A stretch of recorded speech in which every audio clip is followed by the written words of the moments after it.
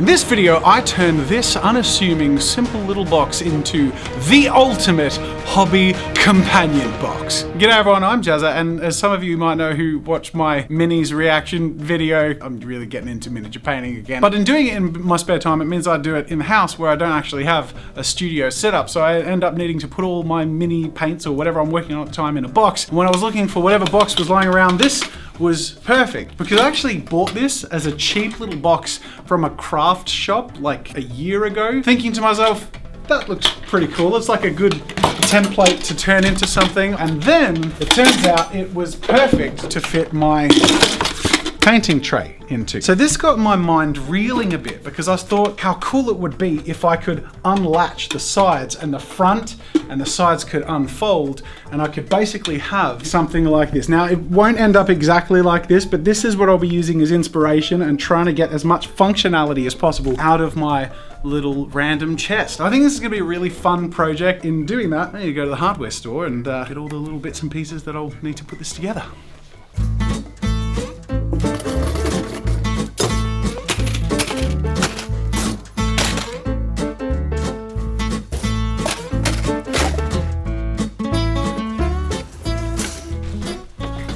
Now, one of the complicated things is going to be the hinging. These need to fold flat so that they rest flat on the table surface so they don't scratch. And we already have bits that are sticking out and poking out. So I'm going to need to either remove those or create a buffering between that surface and the table. So then a couple of the other main parts are the handle, which is intended to actually take weight, because the idea is when that's on there, when it's flipped over, if I create enough separation between the handle and the lid, like I just need to extend it a bit. All right, I think I have everything I need, but this is just gonna be one of those projects where I really just get stuck into it and see how it goes. I started off by cutting back my paint rack to the size that I wanted so I could measure all of the interior fittings of the chest that would come about later around that.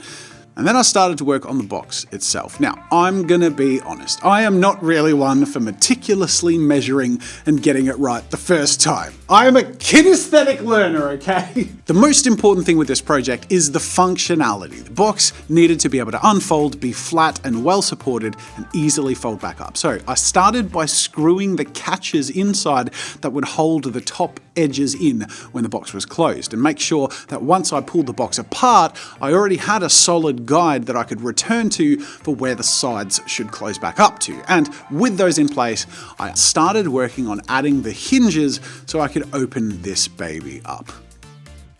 And my thinking here was, no matter how ugly it might become in the beginning phase, if I could tick off the core function of my portable hobby station of opening and closing on all three sides, I could make it a lot prettier later. Hopefully.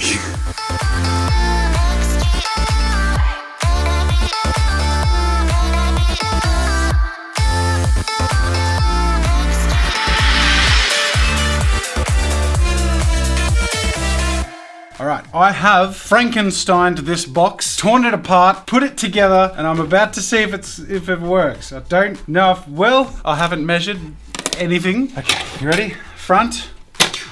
Okay, it does unhook. It's just a little tight in places. I feel like one at a time, I'm gonna have to take these edges off and just widen that gap. So then I should be able to just trim a little bit of the bottom edge without hitting anything else, just so that the flaps can open a little more easily.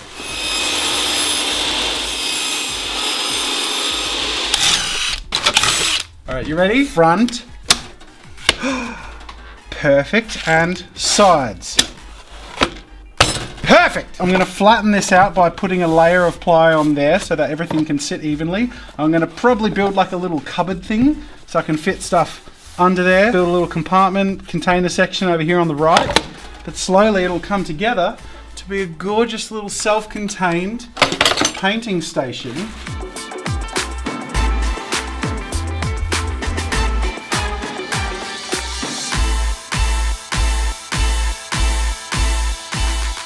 So I'm gonna wanna raise this to about there, and I'm gonna hopefully build a drawer. I don't know how tall I'll be able to make it. I'll figure that out. And then I've cut these parts, which will be the housing for my little battery here. Bit by bit, putting the pieces together that give it the most functionality possible. I measured how much of a gap I would have after lifting the paint rack as much as I thought would work, leaving enough room for the added height of paints sitting on the top shelf. Then I cut pieces to make a drawer housing to hold it up to that height, and then carefully cut the pieces for the drawer and some dividers. This is where the box starts to get more function and, surprisingly, a lot more pretty, and pretty quickly. The MDF was really smooth, and believe it or not, I managed to cut it so neatly that it fit perfectly. This whole process started to really give me a lot of hope that the outcome would be something really special.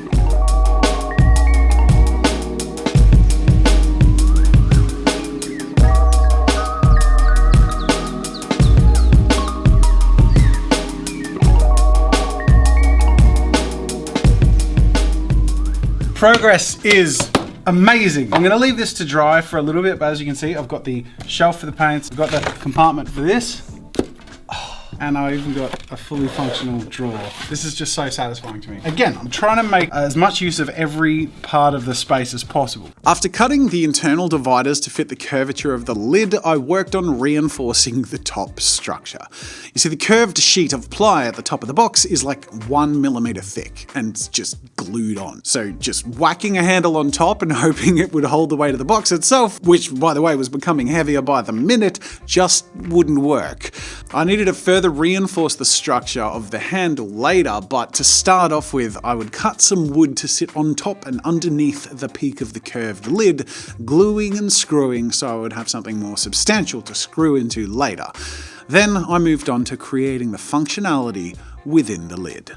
I measured out the height of the shelves by placing paint pots in with some wood to give it a little extra room and space it out evenly, and then with all that set up, I went about creating a magnetic lid that would hopefully be strong enough to hold everything in, even with the lid tipped upside down.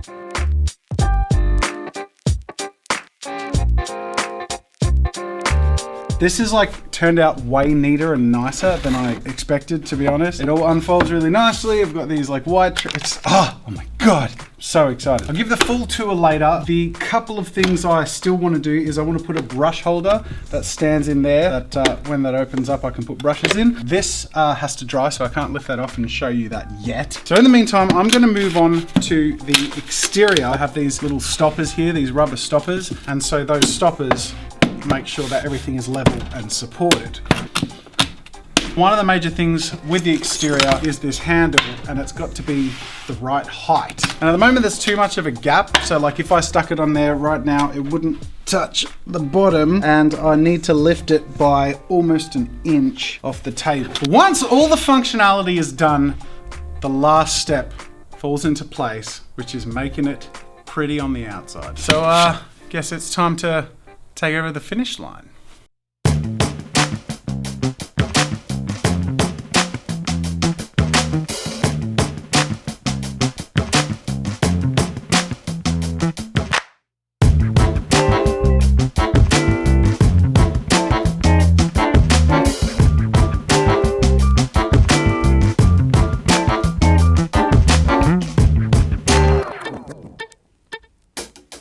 With all of that finally done, I could do what I do best.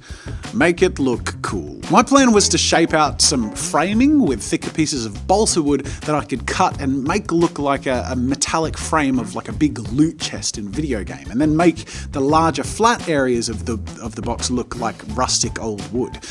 Now, if you couldn't tell, this balsa wood stuff is really soft wood. That's why it's favoured amongst hobbyists. It's really great to shape and to cut, and really satisfying and smooth to work with. However, the trade-off is that it's really easy to scratch and break. So I made sure that none of the raised areas were going to bear any weight or really be hitting surfaces or anything very often.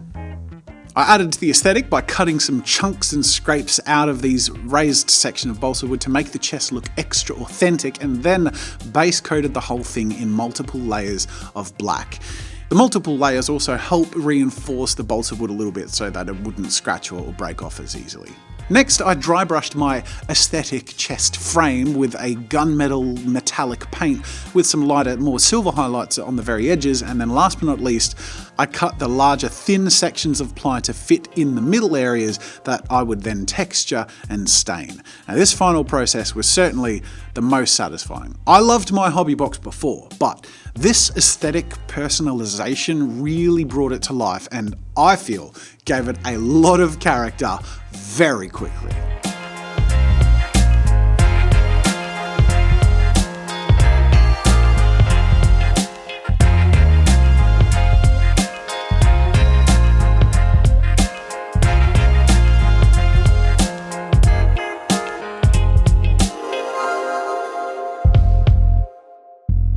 With all of the stained wood panels glued in place, I gave the whole box a big whack of matte varnish for some final protection and to tie things together neatly. Now, I don't know about you, but honestly, I really feel like this project resulted in something so much more spectacular than I ever imagined when I started.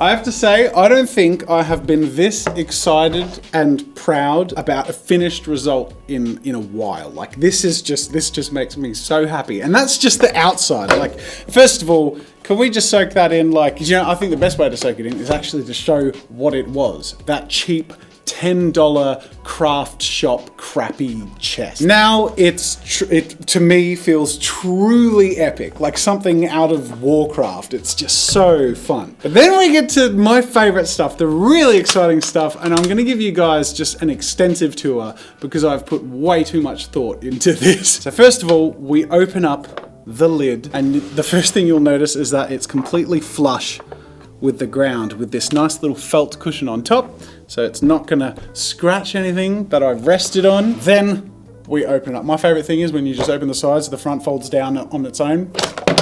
Boom! I mean, come on! This sitting right here is my little light. When this was closed up, it just sits in there, and I've marked here just so I know what side to plug into, and then straight away I'm ready to go. Obviously it's very well lit in here, so it's a bit unnecessary, but there it is, super useful and always there. This is a full roll of toilet paper and it just fits perfectly. This here is my extra compartment. As you can see, I've built 3 shelves for paints, specifically for the 2 sizes of Citadel paints, and then that's everything I need to do my basing or to just swap out and get some of the less used paints. Anyways, moving forward, we've got the paint rack, which I mean, it sort of explains itself, except for the fact that I can't actually use this one because there's that hits the top of it. And even if I shave some off, it would be too much off. So that one is out of use. Got a little tool holder here, my battery, which I can charge my phone with or put the light on. Then moving forward, this is my model holder. So this is a little extra thing that I've added here. Underneath this strip of balsa wood are 2